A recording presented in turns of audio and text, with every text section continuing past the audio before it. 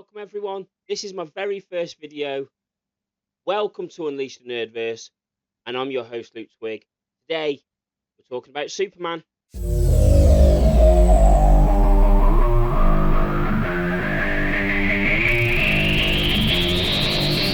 Welcome to Unleash the Nerdverse.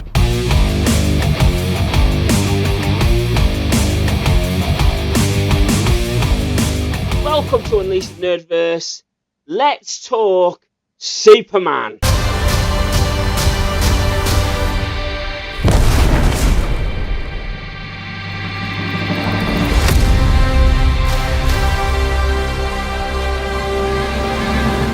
Those that don't know, Superman is the latest film brought to you by DC, but it is the very first in this new DC universe.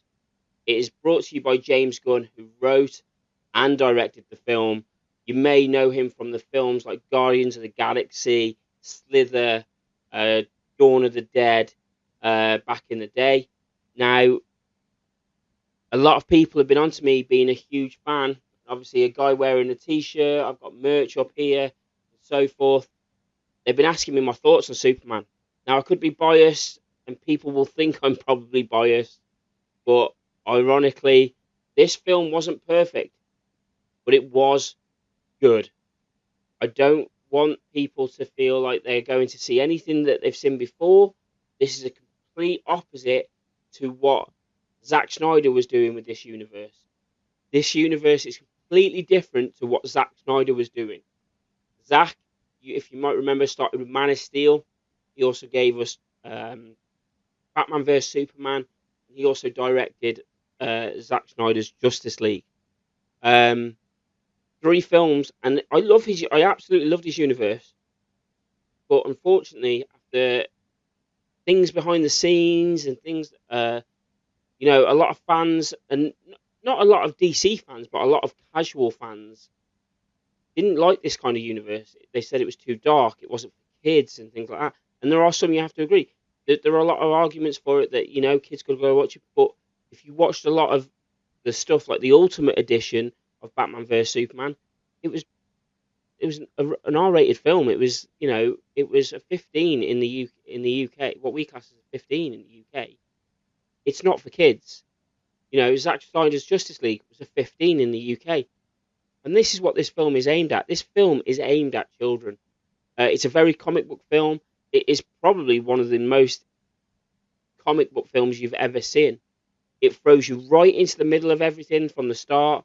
Superman has only been around for 3 years, and he's just got involved in a war. There's a big credit opening scene. I'm not going to say exactly like Star Wars, because it's not exactly like it, but very similar in the sense of you get the opening scene and it tells you the story of what's been going on recently. It tells you the story that meta humans have been around for 300 years. Superman has been around for 30 years, landed on the planet 30 years ago. He introduced himself 3 years ago.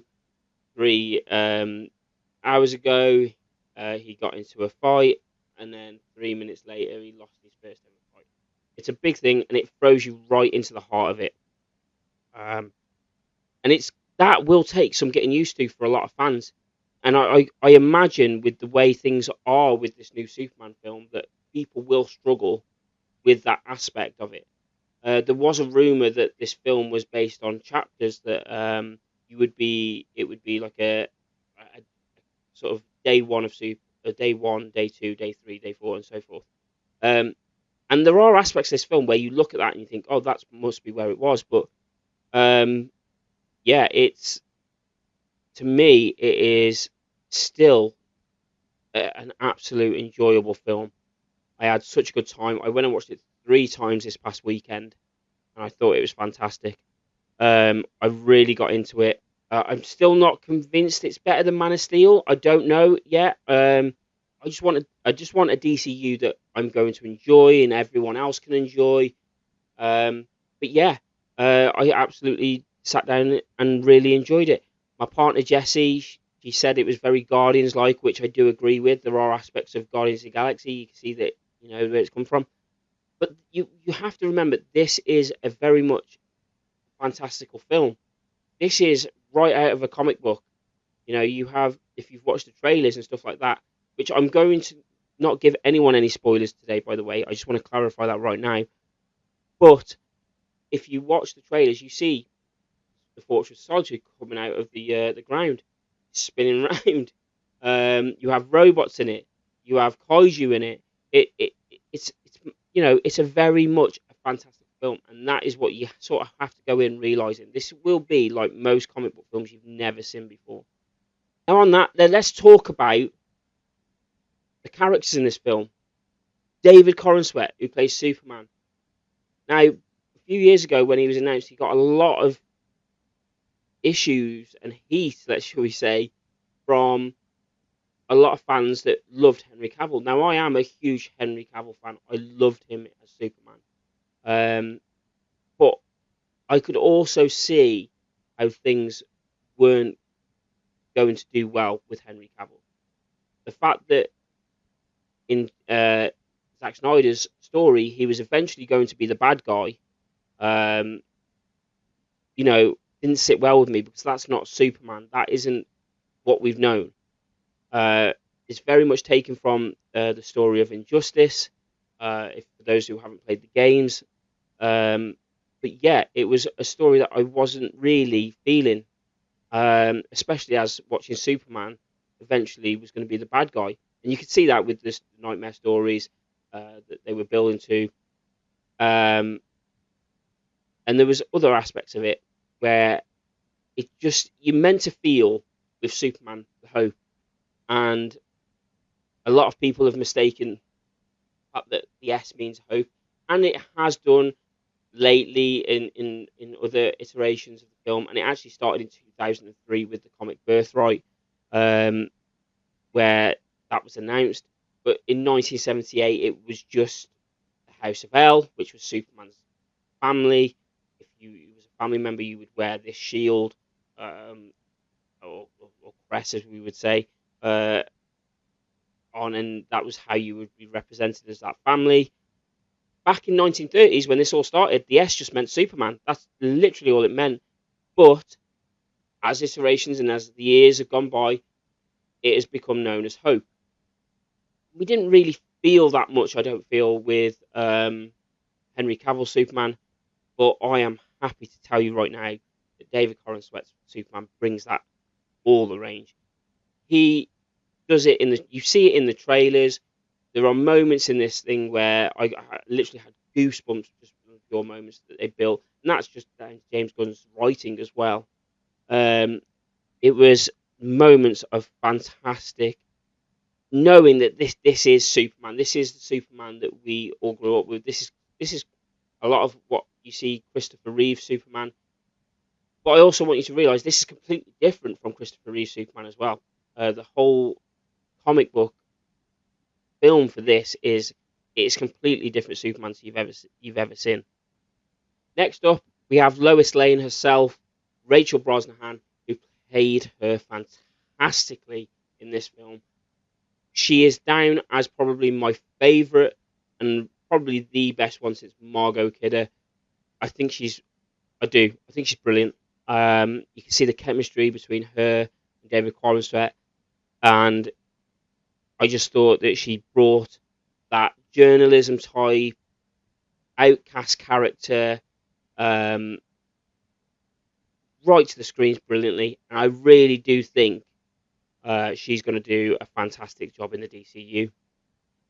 Then we have Lex Luthor himself, Nicholas Hoult, and oh my god, the best Lex Luthor probably to feature on the screen, and that's nothing to take away from the late great Hatman, but he is absolutely brilliant.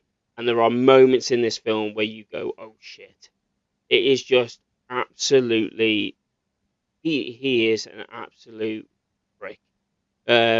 He's going to be the bad guy that everyone hates. But there is a moment at the end where a part of me felt sorry for him, and that was interesting. That part was they built this moment and thinking that he is. They want us to feel sorry for him. But yeah, I thought Nicholas Hoult was fantastic. everyone's been talking about Mr. Terrific and Hawk Girl, but the one outstanding character for me in this film was Nathan Fillion as Guy Gardner, the Green Lantern. I thought he was absolutely brilliant. He brought that comedy aspect fantastically. Um, and if you've watched a lot of his stuff in the past, you know that he features in a lot of James Gunn's films quite a bit. He was definitely in Guardians of the Galaxy 3.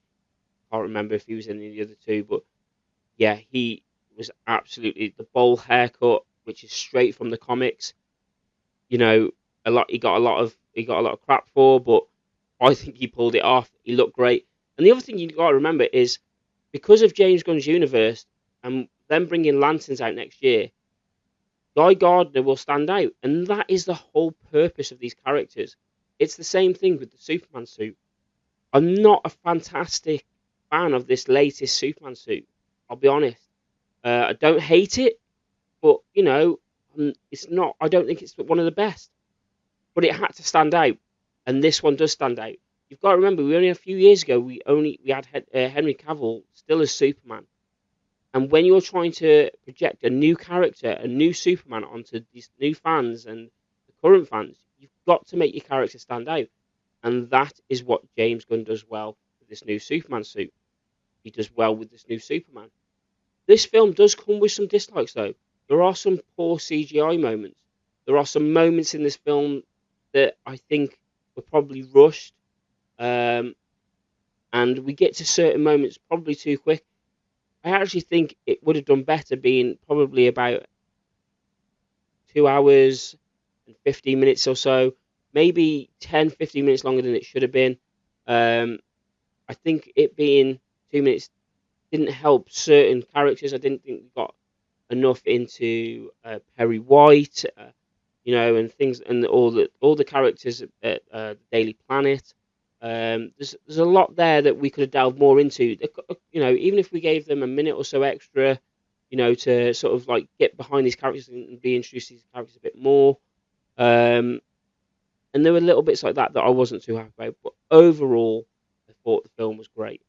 Before we get onto my final score, I want to talk about how Superman has done at the box office and its Rotten Tomato score. Now, it opened at 125 domestically, which is in the US, $125 million, which I think is really good.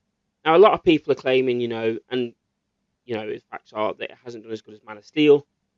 But what they're forgetting is that the fact that this Superman film has come off the back of a lot of crap. When you look at the films that it were brought out recently, even though I am a fan of Blue Beetle, uh, Wonder Woman and Aquaman 2 wasn't great, and the crap it was getting from before then, it lost a lot of fans. So this has had to rebuild, and 125 million domestically is a really good solid start. A really good solid start. We've been saying for a long time that we don't think the overall plan for Superman was to make a lot of money. It had to be a good film, because if it was a good film, it would bring those fans back, and they could build on this new DC universe. So 125 million is more than what people were originally expecting. 6 months ago, people didn't think this film would get anything from 60 to 90, and now it's opened at 125. It did $220 million globally. Now, it's struggled in some aspects of the international market, and that's just always the case with some of the films like this. Again, it had to grow, but this had a 225 million pound budget of a film. Now, normally you'd have to make double that to make profit, and I think it'll do that quite easily. It's got a good 2 weeks now before Fantastic Four, and I will talk about in a sec how that is a good thing for Fantastic Four. But let's have a quick look at what this article here from Hollywood Report is saying about Superman. Box office Superman saves the day for DC Studios with 125 domestic opening and $220 million globally. The Man of Steel is back. James Gunn's Superman, one of the summer's most anticipated tentpoles in the US, flew to a solid box office debut of 125 million domestically from 4,135 theatres and 95 million from 79 markets overseas for an estimated global launch of 220 million. Now, again, you know, it's only done 95 million in 79 markets overseas, which isn't fantastic, but it is a good start for this new DCU. Let's have a look what it carries on to say here. Uh, Rebooting both DC studios, which has struggled badly in recent years, which I've just said, and one of Hollywood's most iconic comic book film franchises, which it is. Superman is a huge franchise. The DC is a huge franchise because of the characters it has in it. And I am generally excited now with this new universe that James Gunn has brought to us. Um, Generally excited for the new Batman universe we're going to get. I'll be talking about Batman 2 as well in the coming weeks.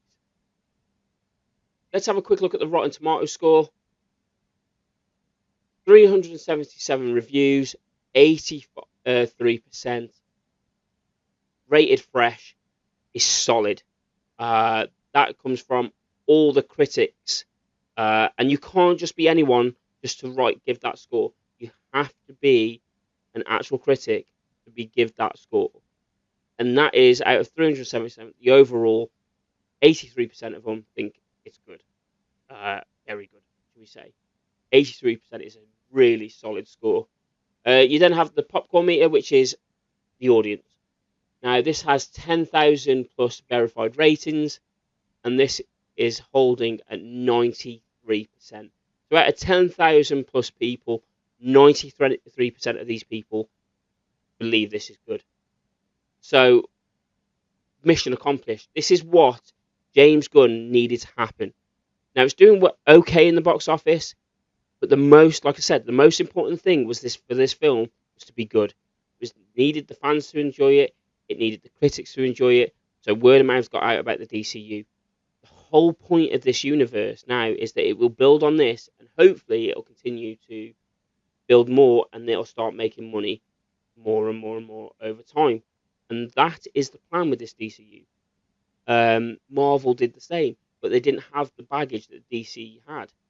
Marvel started off with Iron Man, and it ended with a fantastic run up until Endgame. And since then, it's struggled. It's struggled. The Marvel universe, and that's another story, has struggled since Disney took over. But that's another story. That's for another time. But you can see that Superman is off to a fantastic start, and it's off to an okay at the box office. So now they will build on this. You've got Peacemaker coming out in August. That's going to be a series. You've got the next film in the franchise, which is Supergirl, Woman of Tomorrow, which is going to be interesting.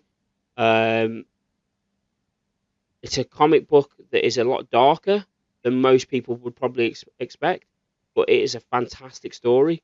And obviously, if they're going to aim for family-friendly audience, then this is going to be something that they're going to have to sort of dull down a bit from the comic book. But I'm sure, like James Gunn has stated, that they will not be putting anything out there that they don't think is good. And after Supergirl, next up will be Lanterns, which is the next series as part of this universe, and that will feature Hal Jordan and Jon Stewart as the main characters. I believe Nathan Fillion's Guy Gardner will be in it as well, but those are the two characters. Apparently, it's going to be a very noir film series. Sorry, so I'm interested to see where that goes. But yeah, it's definitely off to a great start. The DC universe is, and with these results, what more could you ask for? Okay, doing okay at the box office, doing extremely well in the Rotten Tomatoes scores and the scores with the fans and the critics. It's off to a good start. So, what am I going to give this score? Now, I measure my ratings out of 5, and I'm going to give this a very solid 4. I thoroughly enjoyed it. I thought it was fantastic, and I thought it was a great way to kick off the new DCU.